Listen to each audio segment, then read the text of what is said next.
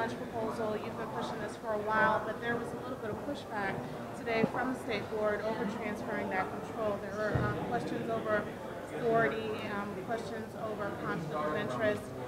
Are you guys still going to go forward with that, knowing now how the board feels? Well, you know, what we saw was a board that's split in their view on this issue.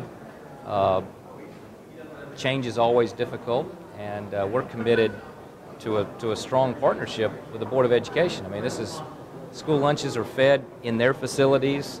They're responsible for these kids for 180 days of the year. I mean, this isn't about whose sandbox this is in.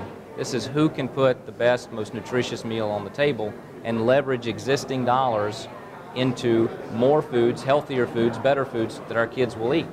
And so we will move forward together in a way that is transparent, that is open, that puts the best interests of the kids first. Would you consider reworking your proposal of the legislation based on some of their concerns? You know, it's week 2 of the session, and certainly they raised some great points about making sure that the communication continues between the two departments.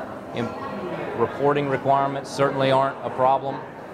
So we're happy to work with them in a way that meets the needs of both parties. The benefit seems pretty obvious about getting fresh fruits and vegetables on the plates of kids, but what's the benefit to the business community, the agriculture community? There's got to be a benefit for them too, right? Well, you know, in a state that produces so much, in a society that has become so picky, we throw away thousands of tons of produce every year that's perfectly healthy and wholesome, but it's a little too small or a little too large and doesn't meet that specific grade standard. We can get more of that into food banks. We can get more of that into public feeding programs, and I think we can get more of that into the school system.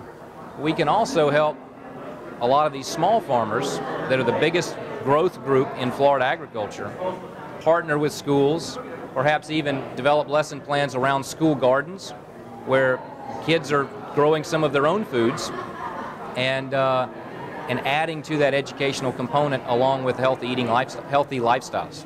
So the point that Kathleen Shanahan made about disclosure and calorie counts on some of the lunches that are being served in schools, some of them seem at first glance to appear kind of not the most healthiest option, and the board has been looking at this for years, but no movement has really been made. They keep having conversation after conversation after conversation, but that's all there ever is. There is never any action. Are we going to see action on this issue when it comes down to sugar content, calorie content, things of that sort? Well, I think what you saw me and the board agree on is that we can do a better job of raising the bar on the total nutrition standards that impact our kids. And you know, when they were talking about beverages, you have to look at more than just calorie count, because you would never say that Diet Cola is a better option than milk or orange juice, and yet it has 0 calories. And so you've got to look at more than just calories in terms of what the total nutritional impact is on that child. Calcium, niacin, potassium, vitamin C, vitamin A, all of the things that come from these beverages that may have a higher calorie count than a Diet Cola, but you're getting the vitamins and minerals and things into the kids that they need.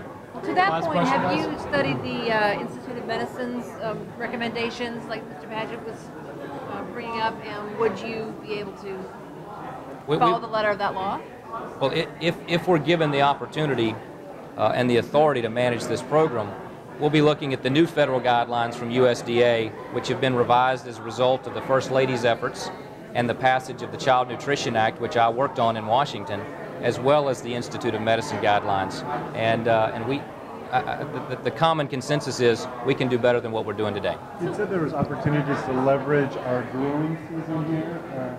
Could you talk a little bit more about what specific opportunities we have? Well, what that means is that, you know, our peak growing season, our peak bounty occurs during the school months, whereas in upstate New York, it's during the summer months when the kids aren't in school. And so in Florida, in December and January and February, you've got all these fresh vegetables coming out of the glades, you've got fresh fruits and berries coming out of Central Florida. You have an opportunity that if you take our expertise in knowing who the producers are, who the growers are, putting them in contact with the schools, for the same amount of money we're spending today, we can get way more produce onto the plates of the school children. To Len's point about how long the Board of Education has been discussing school nutrition changes, do you think if it was under the control of the Department of Agriculture that you would be able to move more swiftly on? I do. There's no question that we would be able to act quickly to hit those high standards and get this program up and running. Thanks, guys. Thank you. Thank you.